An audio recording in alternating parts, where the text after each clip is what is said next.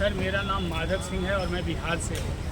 मैं कुछ बातें हैं जो आप लोगों के बीच रखना चाहते हैं और उम्मीद करते हैं कि आप उसको हर एक हिंदुस्तानी तक पहुँचाने में सहयोग करेंगे, क्योंकि ये न केवल गरीब, मजदूर और मजदूरों के हित की प्लस भारत के उज्ज्वल भविष्य की बात है। संविधान की एक फेमस लाइन है, 100 अपराधी बच जाए लेकिन एक निर्दोष को सजा ना मिले। ये आधी अधूरी लाइन है। इसकी पूरी लाइन ये है कि 100 अपराधी बच जाए लेकिन एक निर्दोष को सजा ना मिले, जिससे कि 5 निर्दोष को बचाने के चक्कर में 500 अपराधी बचाया जा सके, ताकि एक वक्त ऐसा आए कि सिर्फ और सिर्फ अपराधी ही नज़र आए और ये जज कर पाना मुश्किल हो जाए कौन दोषी है और कौन निर्दोष।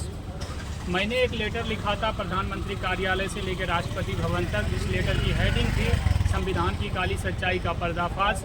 उस लेटर का पहला पॉइंट था कि मान्यवर संविधान गलत है, क्योंकि इसमें समय पर समाधान करवाने का ना सुझाव है, ना साधन है, ना सामर्थ्य है। दूसरा पॉइंट था संविधान गलत है क्योंकि ये भारत की सभ्यता, संस्कृति, संस्कारों से नहीं चलता है। तीसरा पॉइंट था संविधान गलत है क्योंकि ये सुनवाई का कोई अंत बिंदु निर्धारित नहीं करता है। चौथा पॉइंट है संविधान गलत है क्योंकि ये सार्वभौम सच्चाई का पालन नहीं करता है। पाँचवा पॉइंट है संविधान गलत है क्योंकि इसमें गलती वकील साहब की होती है और भरपाई क्लाइंट को करना पड़ता है। इसका अगला पॉइंट है संविधान गलत है क्योंकि हमें दलाल के थ्रू बात रखवाने का अधिकार देता है। हमारी अपनी बातों का कोई मान्य नहीं होता, जैसे कोर्ट में बात रखवाना हो, गाड़ी पास करवाना हो, लाइसेंस बनवाना हो आदि। संविधान गलत है क्योंकि ये कहीं लागू होता है और कहीं लागू नहीं होता है। संविधान गलत है क्योंकि ये हमें गुनाह भूलने के बाद सज़ा दिलवाता है। अपराध आज करते हैं और सज़ा हमें 20 साल बाद मिलती है। संविधान गलत है क्योंकि ये दो बाप बनने का अधिकार देता है, जैसे मुलायम सिंह यादव सिंह भी और यादव भी। इसका अगला पॉइंट है संविधान गलत है क्योंकि इसमें इन 5 प्रश्नों का उत्तर नहीं है।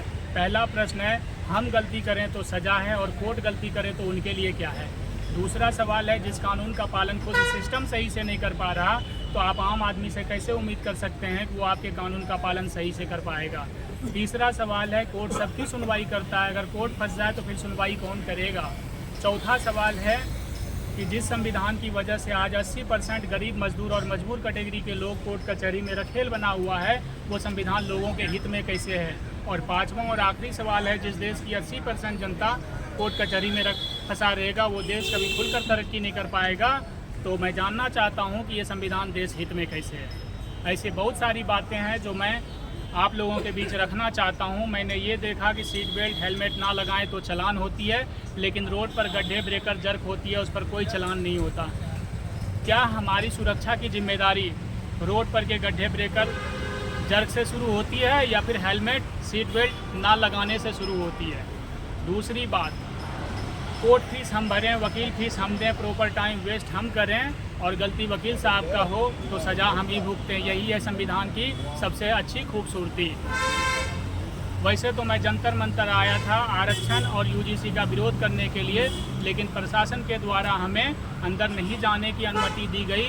इस वजह से मुझे रास्ते में पत्रकार महोदय मिले और मैं अपनी बात रखने के लिए उनसे रिक्वेस्ट किए, उन्होंने अनुमति दी और मैं अपनी बातें रख रहा हूँ। और आरक्षण के बारे में मैं इतना ही जानना चाहता हूँ कि जिस देश को ये पता चलेगा कि भारत में मेरिट और काबिलियत वाले को पीछे धकेला जाता है और आरक्षण वाले को आगे बढ़ाया जाता है, क्या वो दूसरा देश कभी हमारे देश में इन्वेस्ट करने आएंगे।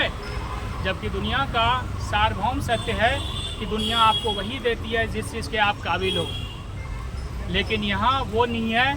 यहाँ वो है कि आपको वही मिलेगा जिस तरह के आरक्षण के आप उपयुक्त हैं। दूसरी बात, हमारा मांग ये नहीं है कि आप आरक्षण हटाओ देश बचाओ। हमारा मांग है कि आरक्षण हटाओ, साधन संसाधन संरक्षण लाओ और हर एक हिंदुस्तानी को मुहैया करवाओ, क्योंकि देश के विकास की जिम्मेदारी हर एक के कंधों पर होती है।